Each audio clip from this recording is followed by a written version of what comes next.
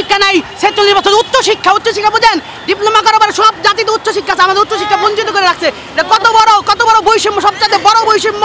মূলত 24-এর আন্দোলনই মনে করেন হয়েছে ডিএমএফ জাতিকে নিয়ে, কারণ সবচেয়ে বৈষম্যের শিকার ডিএমএফ জাতি। Diploma medical faculty Bangladesh BMDC registration প্রাপ্ত 3 ধরনের চিকিৎসক, এমবিবিএস, বিডিএস আর ডি ক্যাটাগরি ডিপ্লোমা চিকিৎসক। হ্যাঁ, এদের কথা জানেই না, এদেরকে এমনভাবে বিশ্বাস করতে চাচ্ছে প্রায় 1.5 লক্ষ শিক্ষার্থী।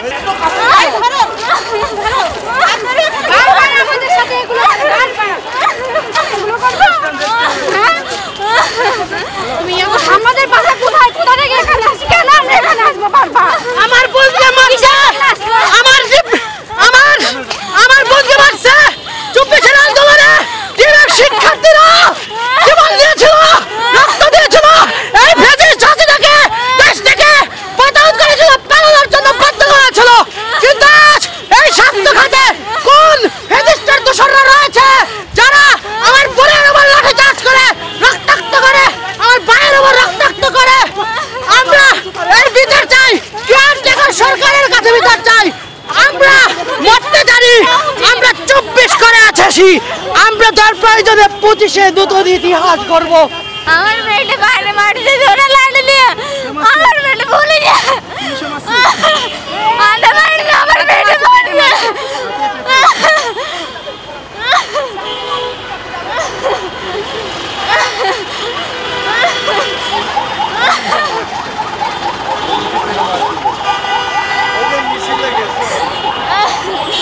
মতো ভাষা নেই ভাই, পুলিশ যা করছে শেষ, পুলিশের প্রতি আস্থা শেষ। পুলিশ আগের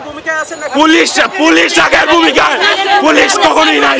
এই যে আমার ভাই মাথা বাড়াইছে, ওই যে হাত ভাঙা, এরা মারছে, কি হয়েছে ভাই, কি করছে রাষ্ট্র, কি করছে বালের সরকার? আমরা সাধারণ শিক্ষার্থী, আমরা কি খুনি করছি? একদম রূপ পাল্টায় না, ওরা সেই কাগের রূপে আছে। ওরা কি 24-এর গণ অভ্যুত্থান ভুলে গেছে? আমরা ভুলি নাই, আমরা বৈষম্য বিরোধী ছাত্র আন্দোলন করেছি।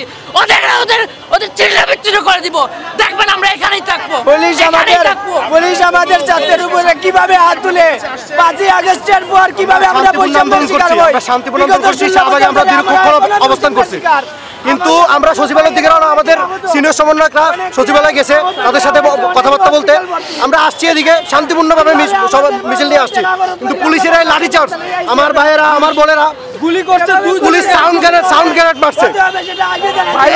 এই কেন এই লাঠিচার্জ কেন? আমাদের কারো হাতে তো লাঠি ছিল না। আমরা এর সুষ্ঠু বিচার চাই, তদন্ত চাই। আমাদেরকে 7 দিনের আলটিমেটাম দেওয়া হয়েছিল, আমাদেরকে রেজুলেশন দেওয়া হয়েছিল। এই রেজুলেশন ভিন্ন করে, এই রেজুলেশন তারা তোয়াক্কা না করে তারা আমাদের উপর লাঠিচার্জ করে আমাদেরকে ছত্রভঙ্গ করে দিচ্ছে। কেন? আমরা আমাদের 4 দফা দাবি আদায় করি। আমাদের আজকে 12 বছর নিয়োগ নাই, আমাদের আজকে 12, তাহলে আমাদের ম্যাট বন্ধ করে দেন, করানোর দরকার নাই। 16টা সরকারি ম্যাচ, বাংলাদেশের 300-র অধিক প্রাইভেট ম্যাচ বন্ধ করে দেন, এগুলো কোনো দরকার নাই। আমরা সুষ্ঠুভাবে বলে দিচ্ছি, এমন হলে আমরা একটা ম্যাচও রাখবো না, আমাদের দরকার নেই ম্যাচ, আমরা পড়াশোনা করবো না, শেষ। আমাদের হয় দাবি মেনে নিন। আমাদের বাইরে অনেকগুলো আহত, অনেকে এখানে আছে, অনেক হসপিটালে ভর্তি।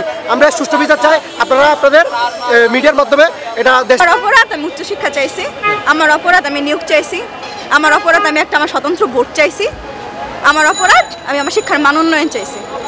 এগুলো হচ্ছে আমার অপরাধ। এইগুলোর এর থেকে বড় অপরাধ হতে পারে? আপনি আর কি শুনতে চান? যে এগুলো হচ্ছিল আমার সবচেয়ে বড় অপরাধ। কি মান চাইছেন শিক্ষার? আমাদের হচ্ছে আগে আমাদের 3 বছরের কোর্স ছিল, সেটা এখন 4 বছরের কোর্স করা হয়েছে। 3 বছরে আমাদের কোর্সের মান যত ছিল 1800 ছিল, 4 বছরে সে 1800। তারপর আমাদের ইন্টার্নশিপ ছিল 1 বছরের, সেটা বাতিল করে দিয়ে তারা ইন্টার্নশিপ 3 মাস করে দিছে। তো এটা আমাদের কারিকুলামের জন্য খুবই বাজে। মানে পরবর্তী প্রজন্মে যারা শিক্ষা, আমরা চিকিৎসা তো দিব, গ্রাম পর্যায়ে হোক যাই হোক আমরা চিকিৎসা দিব। যদি আমরা ভালো মতো শিখতেই না পারি, ঠিক আছে, আমরা যদি ভালো মতো শিখতেই না পারি আমরা চিকিৎসা সেবাটা দিব কি? আমরা উচ্চ শিক্ষা চাচ্ছি, শিক্ষা নিয়ে মানুষকে সেবা দিতে চাচ্ছি। মানুষকে সেবা দিতে চাওয়া তো কোনো অপরাধ না। আসলে আমার 2টা বোনরে এমনভাবে মাসে তার হসপিটালে ভর্তি করতে হয়েছে। তারপরে ওই যে এক ভাইয়ের মাথা ফাটা খেয়েছে, তার মাথায় ব্যান্ডেজ করা। আসলে পুলিশের ভূমিকা কি আগের মতো রয়েছে নাকি? এই ধরনের মাধ্যমে কি বোঝা যাচ্ছে? আমি তো এটাই বুঝতে পারতেছি না, তারা আসলে আমাদের উপরে মারলো কেন? আমরা তো কোনো অন্যায় করি নাই, কিছুই না, আমরা জাস্ট শান্তিপূর্ণভাবে যাচ্ছিলাম, আমরা যেতে দিত।